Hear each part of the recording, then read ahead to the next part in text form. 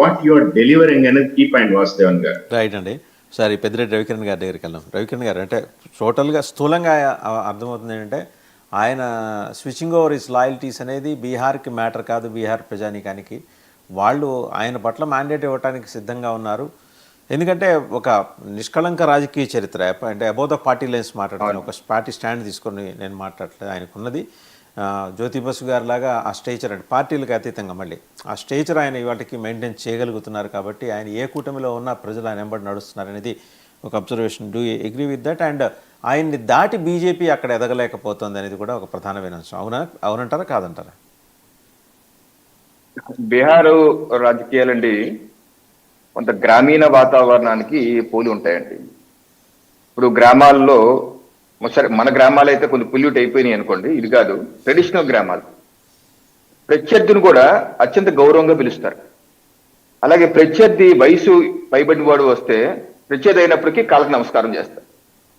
ఇది అక్కడ ఆ సమాజంలో ఉన్నటువంటి సంస్కృతి. ఈ రకమైనటువంటి గౌరవం నితీష్ కుమార్ గారికి ఆ రాష్ట్రంలో అక్రాస్ ఆల్ పొలిటికల్ పార్టీస్ ఆయనకి అది దక్కింది. Out of his work and then personal integrity and then ఈ సంస్కృతి. సో ఈ రకంగా larger than life image Nitish Kumar గారికి ఆ రాష్ట్రంలో ఉంది. కాబట్టే 2020లో బీజేపీ జేడీయూ కలిసి వెళ్ళిన జేడీయూకి 40 స్థానాలు వచ్చాయి, బీజేపీకి 75 వచ్చాయి.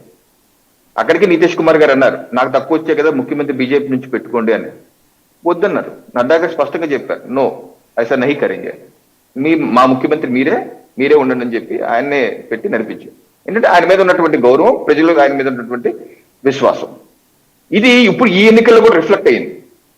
ఇప్పుడు తేజస్వి యాదవ్ గారు అన్ని రాజకీయ నాయకులు తిట్టినా నితీష్ కుమార్ గారిని మాత్రం తిట్టలేదు అదనమాట. ఎందుకంటే ఆయనకి తేజస్వి యాదవ్ గారికి కూడా ఆ గౌరవం ఉంది నితీష్ కుమార్ గారిని. పెద్ద ఆయన మనం తిరిగితే జరిగే డ్యామేజ్ ఎక్కువ. అక్కడ ఉండే ప్రజలు అలా ఉంటది. ఇప్పుడు ప్రశాంత్ కిషోర్ తిట్టారు. ఇప్పుడు చూడండి, నేను మొన్న కూడా చెప్పాను 10వ తారీఖున తులసిరెడ్డి గారి డిబేట్ లో, ప్రశాంత్ కిషోర్ గారికి 0 సీట్లు వస్తాయి, మా అయితే ఓట్లు 5% లోపు వస్తాయి. ఈ రోజు ఎగ్జిట్ పోల్స్ కూడా అలాగే ఉన్నాయి. సో ఆ రకంగా పరిస్థితులు. సో అక్కడ ఉన్న పరిస్థితులు వేరు. అభివృద్ధి గురించి ఒకటి చెప్పదలుచుకున్నాను. ఇప్పుడు నితీష్ కుమార్ గారు 20 సంవత్సరాలుగా ముఖ్యమంత్రిగా ఉన్నప్పటికీ ఎన్డీఏ ప్రభుత్వం వచ్చి 11 ఏళ్ళు మాత్రమే అయింది కేంద్రంలో. ఓకే, కేంద్రంలో నరేంద్ర మోడీ గారు ప్రధానమంత్రి అయ్యి 11 ఏళ్ళు అయింది. ఈరోజు గత 2005 నుంచి 2014, 2014 నుంచి 2025 చూసుకోవాలి. 2014 ముందు బీహార్ అంటే ఇందాక నేను చెప్పాను, జంగిల్ రాజ్యం అంటే మామూలు ఆటవిక రాజ్యం మామూలు కాదు, అది టెర్రర్ అన్నమాట. అటువంటి పరిస్థితి, భయానక పరిస్థితి నుంచి ఒక సాధారణ పరిస్థితి తీసుకురావడం అన్నది చిన్న విషయం కాదండి.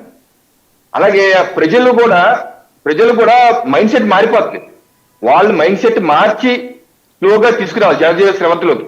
అలా చేసుకుంటూ వస్తూ ఈ రోజు గ్రామాల్లో, బీహార్ గ్రామాల్లో జరిగిన అభివృద్ధి ఎవరైనా పంపించారు మన రిపోర్టర్ని, అత్యంత అద్భుతమైన అభివృద్ధి. సీసీ రోడ్లు చూస్తున్నాం ఈ రోజు. మనం ఎప్పుడు చూసాం ఆంధ్రప్రదేశ్ సీసీ రోడ్లు?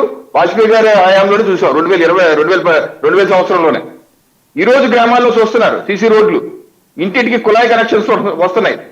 ఇల్లే ఉండదు. నేను చూసాను ప్రత్యక్షంగా. ఒక ఇల్లు కట్టుకుంటారంటే ప్లాస్టింగ్ ఉండదు, మట్టితో చేసుకుంటారు. మా అయితే ఇటుకలు పెట్టి ఊరుకుంటారు, అంతే. ప్లాస్టిక్ కూడా ఉండదు అక్కడ. నేను ప్రత్యక్షంగా చూసి ఏంటి పేదరికం ఎంత ఉందనుకున్నాను.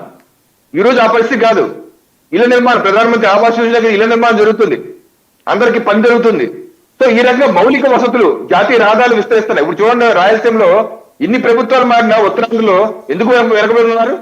ఈ రోజు గత 5-6 సంవత్సరాలుగా చూస్తుంది ఏ రకంగా జాతీయ రహదారు, తులసిరెడ్డి గారు తెలుసు, ఆయన కళ్ళ ముందు మారింది రాయలసీమ. ఏ రకంగా జాతీయ రహదారులు ఎలా విస్తరించారు రాయలసీమలో అండి, ఏ రకంగా ఇండస్ట్రీస్ వస్తున్నాయండి, ఈ రోజు ఎలా మారుతుందండి. ఈ రోజు ఏంటంటే కేంద్ర ప్రభుత్వం కూడా నరేంద్ర మోడీ గారి నాయకత్వం ఏ రకంగా మాత్రం మనం చూస్తున్నాం. అలా ఈ రోజు కూడా బీహార్ లో మారింది, గ్రామీణ స్వరూపం మారింది, ఇంటింటి కుళాయి కనెక్షన్. అందుకనే పాజిటివ్ ఓట్ పెరిగింది. ఈ రోజు ఎలక్షన్ లో అంత ఓటింగ్ 2020లో 57% ఉన్న ఓటింగ్ ఈ రోజు 67% అవటానికి కారణం ప్రూ ఇన్కంబెన్సీ.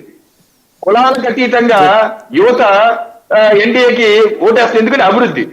ఓకే, జరిగింది ఎక్కువ అంటే 2005కు ముందు పోల్చుకుంటే ఎక్కువే. రవికిరణ్ గారు ఒకే ఒక ప్రశ్న. ఈ 65 లక్షల ఓట్ల తస్కరణ విషయం అంత చేటు తీసుకొచ్చింది కాంగ్రెస్ పార్టీ, అది కాస్త ఏమైంది సార్? ఎలక్షన్ కమిషన్ కూడా ఒక దశలో నీళ్లు నమిలి చివరికి అది 15 లక్షలు మాత్రమే అని చెప్పేసి తేల్చిన వ్యవహారం కూడా